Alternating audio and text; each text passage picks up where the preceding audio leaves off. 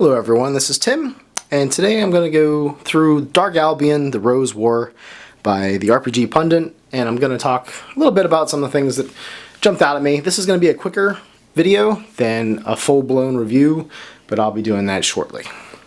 So, as you can see, there is this cover here with, a classic battle, castles in the background, knights, soldiers, etc. And my son was a big fan of this when we opened it up. There's also another alternative cover that you can get. I believe that's over on Lulu. So I'm going to start flipping through here and just shouting stuff out as it pops into my head. I love the illustrations they've found for this. A lot of them are public domain, but it really seems to fit the vibe of the setting. It has a good table of contents, all the different sections and areas to look into. Just go through these here. There's an index right up front, which was an interesting choice. Most of the time the index is in the back, but there you go. At the beginning of the main chapters, they have a full-page illustration, and every one of them was very appealing, interesting, kept my mind on them for a while. In the setting, they have these bombards. I believe that's what this is here. Or they're basically just ancient cannons. So that's one interesting thing about the setting, that, major castles perhaps are just starting to get this technology, so it's starting to affect things. So this book is mainly based on the Rose War, which happened in England, of course, and it talks a little bit about how some of that stuff can be researched further on your own. But he's taken it and added some of his own things, fantasy elements, various alternate history things, different names of countries, which I found was interesting. Sometimes you're a little confused, okay, is the Commonwealth Germany? Is the Teutonic Knights, how do they come into things? What do they represent? But it's pretty cool to sort of look at this and try to figure out what is different, what is the same. It mentions it's a low-level setting. Social status is very important. Nobles, peasants, knights, the clerical orders. The role of women is briefly talked about. Magic is chaotic, corrupting, and it gets into the sorcery section, which I thought was pretty dark. All clerics are lawful, and the church that obviously was in the Middle Ages, the Dark Ages, during the War of the Roses, has been replaced by the Church of the Unconquered Sun. And they've taken a lot of similarities to the Catholic Church and tweaked them a little bit, so it's a little bit different. And honestly, I think that's a pretty interesting change. It brings it more into the fantastical, and if you have players that are perhaps Christian, then this would be a little bit easier to, get through and, play and get a little bit further away from reality in some ways. There's chaos cults, and talks about heretics. Non-humans are basically NPCs. It's mainly just for, characters who should be human, or there's there are some options to play different ones, but most of them are going to be humans. The monsters are in very, very lonely places away from civilized areas, but there are some incursions. I like this guy down here. He looks like a little gnoll or something.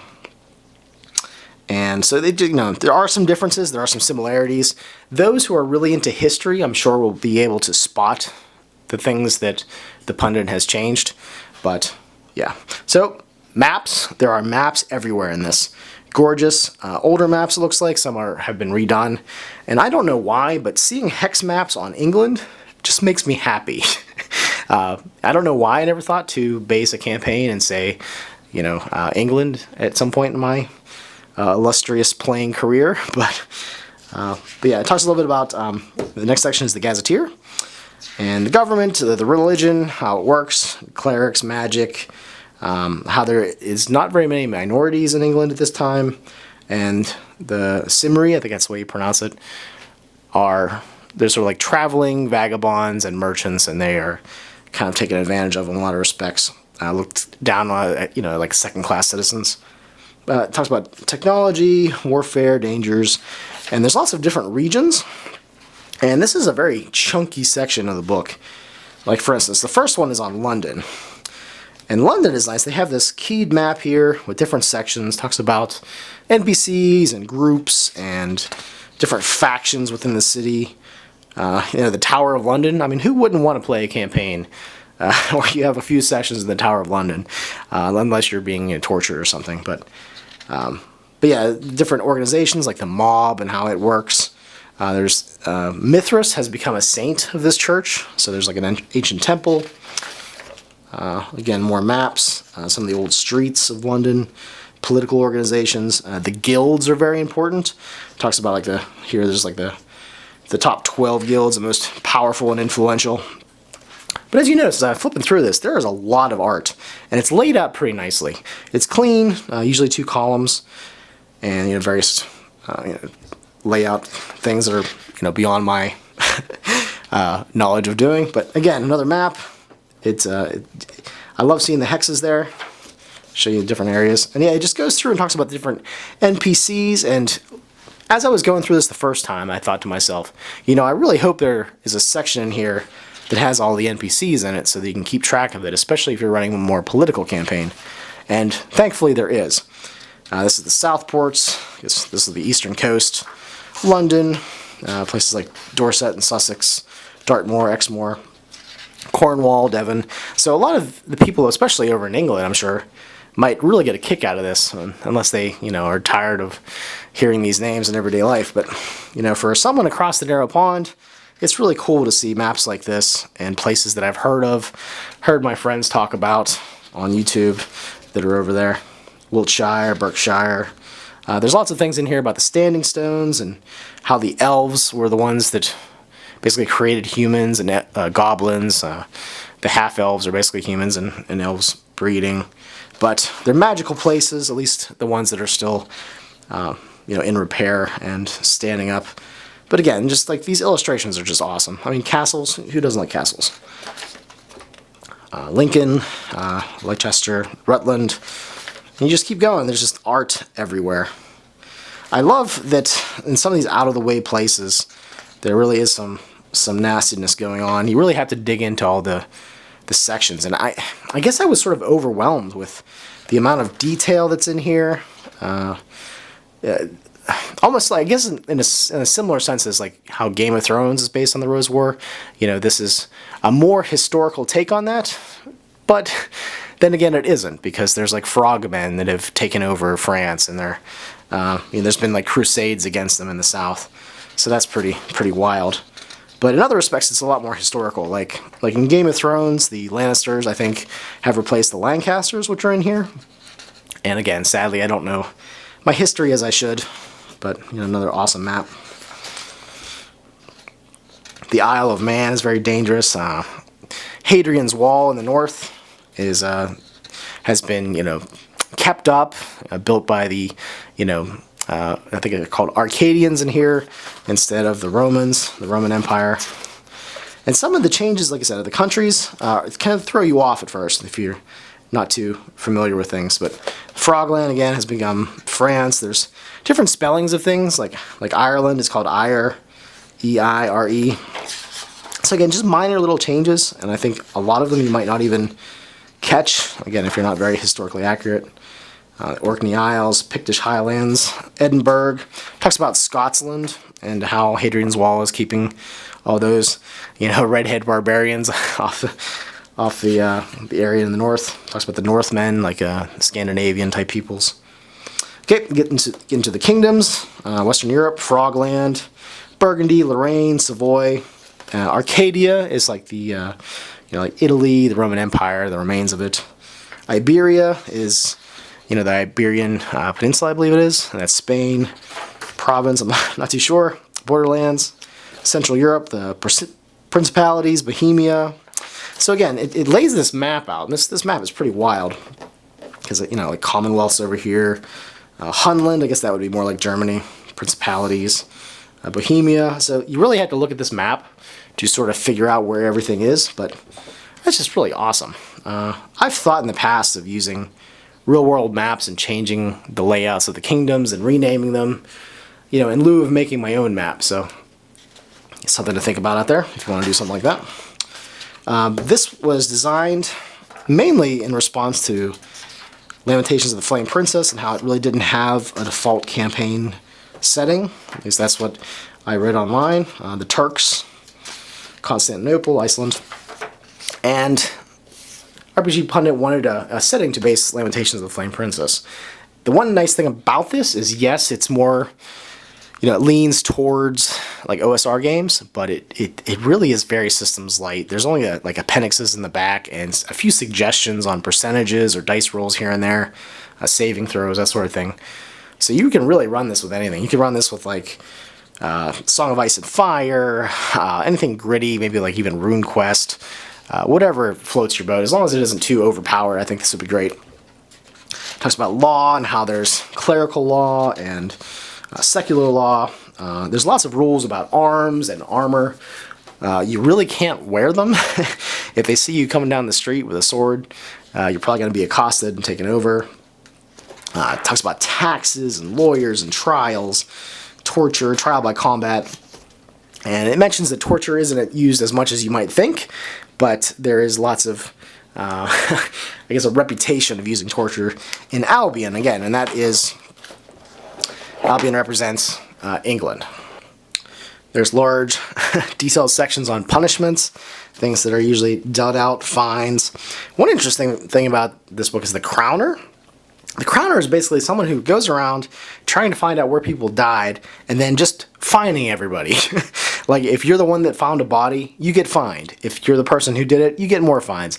If you heard about it and didn't report it, you get fined. So all that money basically goes to the treasury of the king, and yeah, especially for adventuring parties that have trails of corpses behind them, the crowners are going to be a big pain in the ass, probably. It goes into the history and talks about the kings, the Arcadians, dark times whenever the Arcadians left, modern history, conquests, talks about some of the Crusades, but not in great detail. And then, here's the interesting thing. It goes through and gives you a future history of everything that's going to happen, as long as the player characters don't change things too much. So if they, assassinate the king 2 years into the campaign, then things are going to be a little bit different. But it's nice. It's a nice layout. It's easy to... you have a lot of your prep done for you. Things that are going on in the background that have nothing to do with the characters. So yeah, it starts, I think they suggested 1453 or 1454 for the start of a campaign. And then it just keeps churning through, year after year, different people becoming the pontifex, different people ascending to power, people dying, battles, etc. Just stuff that's going on between, and here's our map here, 1455 to 1487. Just showing different areas. Again, just more art everywhere. Art, lots of knights. Battles, castles, good stuff. Here's Frogland, Burgundy, and there's Strait of Dover, and here's Albion up here. So lots of maps. I love to see the hex maps in there in England. I don't know. I just really enjoy that. And then they get into characters and how you should create characters. It suggests start at like 0 level. Talks about being just different things you could possibly be. Another thing too that's in here is a lot of randomness, which is kind of a key selling point, I guess, of OSR games. And you can ignore that and just pick probably, or a GM could decide, everyone's going to be peasants, everyone's going to be serfs or ex-serfs. We're going to play like a Game of Thrones game where everyone is noble or aristocrats. So those are options for you. Goes through and describes all the different ones like peasant, knight, lordly nobility, aristocrat. Talks about your home territory as a random chart for you if you don't really know. Prior events. There's lots of things in here to flesh out your character, make your background a little bit more interesting. Talks about the main, classes of main fantasy type games like fighter, priest, cleric, rogues, and how they fit into the campaign setting. And again, it pushes for more of a low magic, closer to reality, but it's still a fantasy. Lots of names for, instead of English, Anglish, Scots, Welsh, and Cymry. Those are sort of like the half-elves of the setting, kind of. Talks about the currency, the coinage, the weapons, and like I said, there's some black powder in this, but it's very rare. It's only just begun to trickle into the country. Lots of things on clothing and costs, and taxes are emphasized, as I said before. There's noble houses and how they have stats in this, and it very much reminded me of A Song of Ice and Fire, how there's the house generation system. This is a lot simpler, but it's also interesting. You know, it's more of a rules-light take on houses, and there's ability scores. The main stats are military power, financial power, and political power. And those go up and down depending on what happens, random events, and random rolls. Like random events you roll here. And this is nice. Ability scores for all of the existing houses, or at least the major ones. And there's different modifiers by region. So that's kind of like a, you know, almost like a mini game within the game. Just trying to keep track of all those houses and how they're changing things. You can take risks, and, you know, if you have like a successful adventure, maybe you get more political power because, like, you know, you're today's news. However news worked back then, you know, via messenger, you know, Raven. There's a battle system. It's pretty short and quick. Gets to the point. Talks about, you know, mainly role-playing things. Look at this illustration here. That's just gorgeous. I love the pen work. All the little scratching of. I can almost hear the artist putting in all those various lines with a, you know, a sharp ink pen. Here's the NPC section, people of interest. I love that they have the banners and the shields in here, showing you the different symbols of the various houses and NPCs. There's a lot of interesting ones, and I'm sure a GM who wanted to change things even further wouldn't have a hard time doing that. You know, if you really wanted to have more magic or, you know, fantastical stuff in here, it wouldn't be that hard at all. It's a good, solid, like, low magic foundation that you can build on top of. Again, just look at all these symbols, all the shields. So as you flip through this book, you're sort of overwhelmed with information. It's very dense. You can, you know, look at Elizabeth, the Queen, Woodville, and just lots of text. Lots of juicy details to get into. There's lots of dates as well, when they were born, their classes, levels, who they're allied to, either the Yorks or the Lancasters. And there's you know, there's basically two main sides in this. You know, if you support York, you support the Lancasters, and, you know, there's a red rose and a white rose. And what's really awesome is all of these NPCs are one or the other. So when you bump into one, you're not sure what their allegiance is. So, and if you declare yourself as being neutral, that might piss them off. So there's a lot of, I think, if you would run this, you would have a lot of interesting situations where you'd bump up into someone like, hey, so who do you support? You know, which football team did you you know, root for this year? So I think that would make a lot of political and fun, interesting dialogues to get into, and probably some fights. Sorcery and Secrets. This, I think, is one of the shining parts of this book. There's lots of cool parts, but it's dark. It takes a lot of influence from magical traditions and occult things in general. Magic spells, however, from like RPGs, they get rid of all the flashy, direct damage type spells. So Fireball is just straight out. It gives you some suggestions from various OSR games. Talks about research, getting new spells. There's a couple new spells there that are original. Yes, here it is. The Demon Summoning Rules for Wizards. This is just as dark as the Book of Ebon Bindings, which is a Tekkamul Empire of the Petal Throne book. That book goes into a lot more detail, like the actual actions you have to take. This, you know, breaks it down more into like a system. There's different sections, there's risks, it's dark, it's dangerous. You really don't want to do this if you have anything to lose. It's going to probably mess you up. My favorite thing about this is that there's a risk of possession. And I think in a lot of respects, yeah, possession comes up sometimes, but I love that it's in here as a result of trying to do this. You know, you might be tempted by power, but power corrupts and can really just mess you up, especially this kind of stuff. You're tainted, you're corrupted, things are haunting you. You know, it's just really amazing. There's different attributes for demons that are given here, various powers, and again, it wouldn't be hard at all to stat this up for your own RPG of choice. Let's see here. So yeah, this is one of the main interesting sections. Probably if I had to pick a section that jumped out at me the most, it'd probably be this chapter of the book. Various powers of some of these demons. Oh my goodness, these will wreck some people. I just read through some of these. I'm like, the evil GM grin on my face just started smiling. All the different abilities they have, and just look at some of these illustrations. They're really just out there. Look at this guy. Got different faces. He's squatting. There's various names that are given.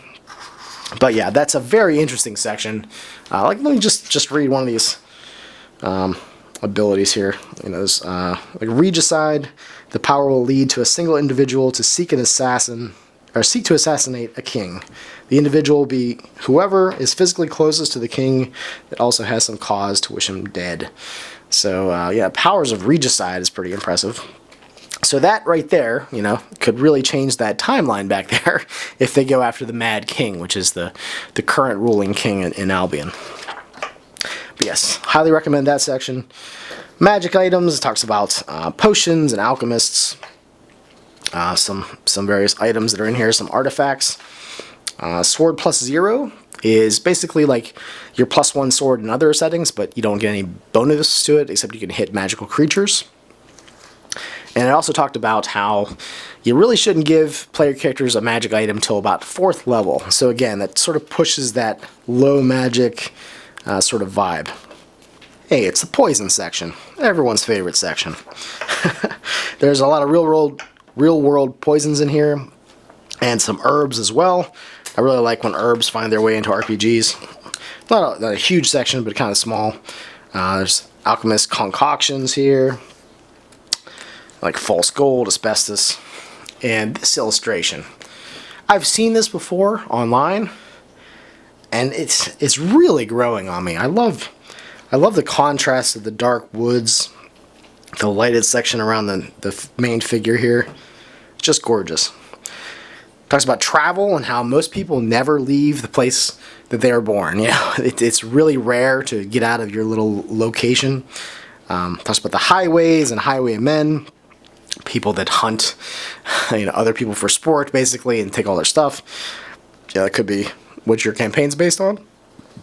Outdoors and various encounters, they're all detailed out here. Dangerous animals, that crowner guy again, who's looking for your taxes, gonna shake you down for some money. Knights, highwaymen, lepers, madmen, merchants, mysterious stranger, that's always fun. Probably could be some high-ranking NPC of some sort.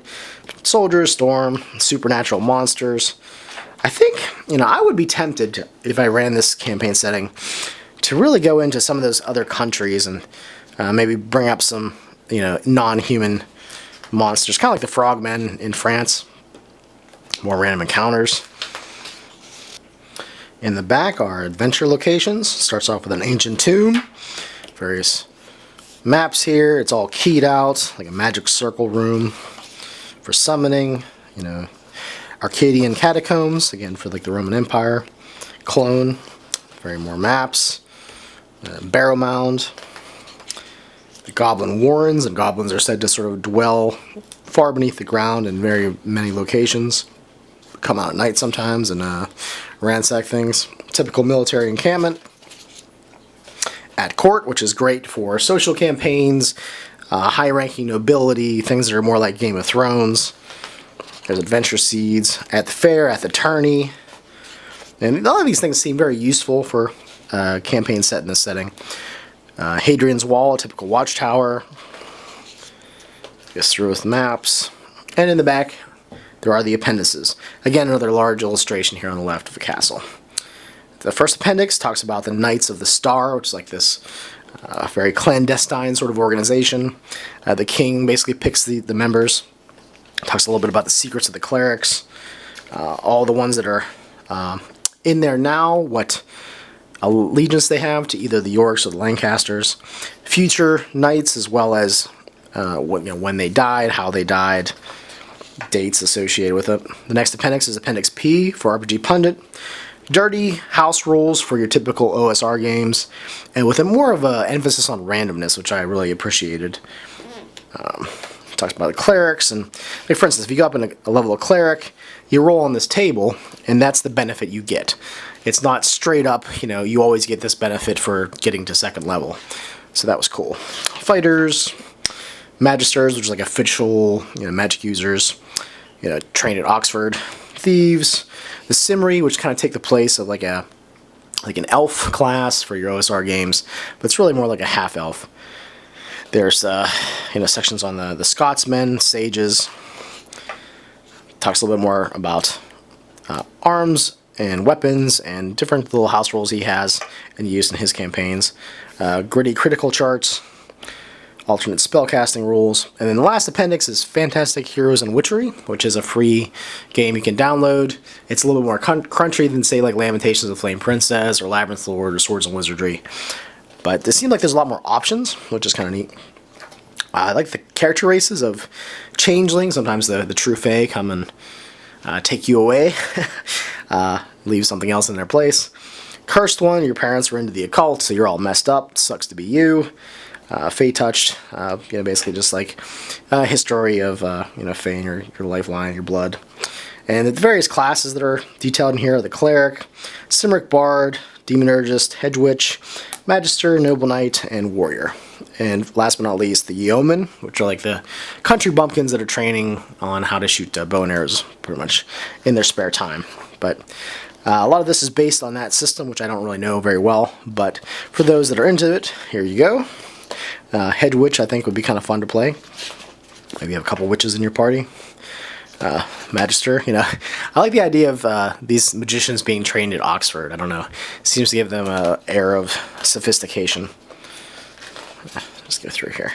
And after all this is done, there's some other suggestions on what classes not to use from that system and which ones it could be modified.